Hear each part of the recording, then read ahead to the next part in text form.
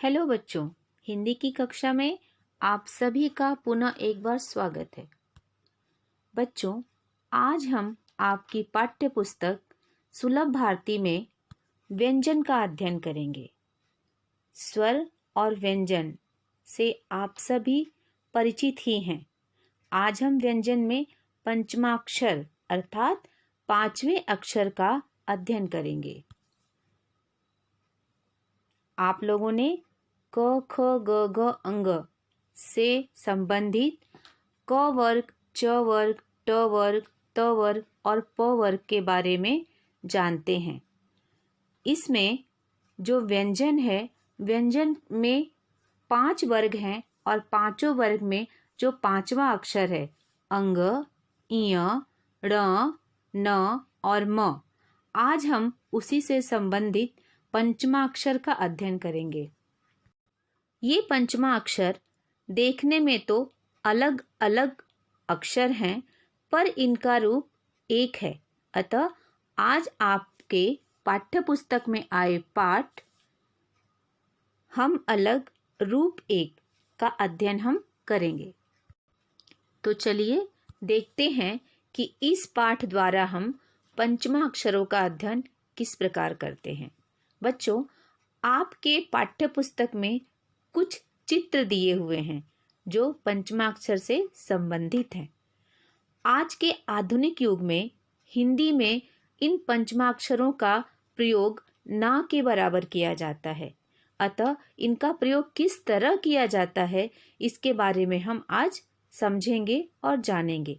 जैसे कि क वर्ग अर्थात क से संबंधित पांचों अक्षर क, ख, ग, घ और अंग।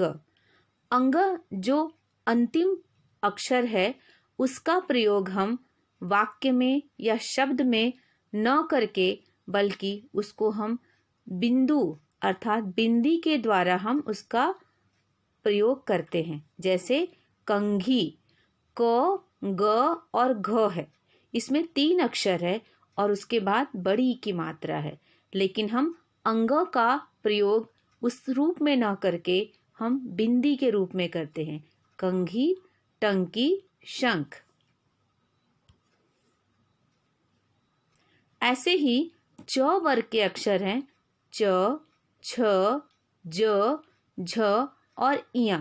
अब इया का प्रयोग हम उस रूप में न करके बिंदु के द्वारा करते हैं। जैसे कि कंचा, क के बाद जो अक्षर आएगा वो इया आएगा, लेकिन हम इया को किस रूप में प्रस्तुत कर रहे हैं? इया को हम बिंदु के रूप में प्रस्तुत कर रहे हैं। पंछी, जंजीर, झंझावत। ऐसे ही ट वर्ग के अक्षर हैं ट, ठ, ड, ढ, अड़। हम अड़ों को उस रूप में न प्रयोग करके बिंदु के रूप में प्रयोग करेंगे। जैसे घंटा, घ, ड़ और ट, उसके बाद ट पे आ की मात्रा, पर हम ड़ का प्रयोग किस रूप में कर रहे हैं? बिंदु के रूप में। घंटा, डंठल, डंडा, पंढरपुर।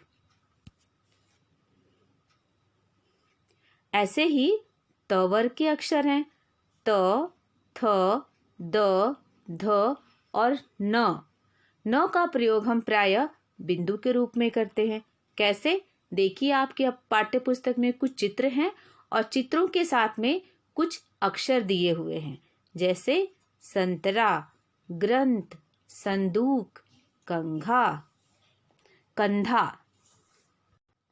ऐसे ही प वर्ग के अक्षर हैं प, फ, ब, भ और म का प्रयोग हम उस रूप में ना करके बिंदु के रूप में कर रहे हैं। जैसे चंपा, गुम्फन, कंबल, खंभा। बच्चों, ये तो हो गए व्यंजन के 5 अक्षर अर्थात पंचमा अक्षर, पर इसके अलावा भी व्यंजन में कुछ अक्षर हैं, हम उसका भी ज्ञात करते हैं। जैसे य, र, ल, व। ये कौन से अक्षर होते हैं? इनको हम अंतस्थ व्यंजन बोलते हैं। अंतस्थ मतलब होता है अंदर से उच्चारित होने वाले व्यंजन, अंतःकरण से उच्चारित होने वाले व्यंजन, और इनको उच्चारण करने के बाद में अंदर ही हमारे ध्वनि रहती है, अर्थात इनको अंतस्थ व्यंजन कहते हैं। उसके बाद है श, श, स, ह। ये व्यंजन, इनको हम ऊष्म व्यंजन कहते हैं। ऊष्म अर्थात गर्मी। जब हम इनका उच्चारण करते हैं तो हमारे मुख से जो हवा निकलती है वो प्रायः गर्म होती है, इसलिए हम इनको ऊष्म व्यंजन कहते हैं। और सबसे अंतिम है श, त्र, ज्ञ। इनको हम संयुक्त व्यंजन कहते हैं। संयुक्त व्यंजन की जानकारी हम अगले स्लाइड में देखते हैं। संयुक्त व्यंजन उसे कहते हैं जो एक के अलावा कई वर्णों से मिलकर बना हो।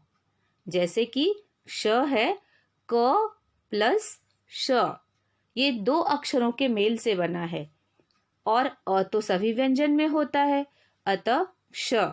त्र जो है यह 2 अक्षरों के मेल से बना है, त, धन, र, और अ सभी में रहता है। ज्ञ, ज प्लस इय, और अ भी इसमें रहता है, अर्थात ज्ञ। श्र, श्र भी हमारा एक व्यंजन है, श, धन, र, और अ उसके अंदर होता ही है। सभी व्यंजनों में अ जो होता है सामान्य रूप से पाया जाता है। इस प्रकार ये सभी संयुक्त व्यंजन हैं। अतः मेरे द्वारा बताए गए सभी पंचमाक्षर के शब्दों को आप अपनी उत्तर पुस्तिका में लिखिएगा, तथा ऊष्म व्यंजन और अंतस्थ व्यंजन के साथ साथ संयुक्त व्यंजन से बनने वाले शब्दों को जरूर लिखिएगा अपने उत्तर पुस्तिका में। और हम मिलेंगे हिंदी की अगली कक्षा में। तब तक के लिए धन्यवाद।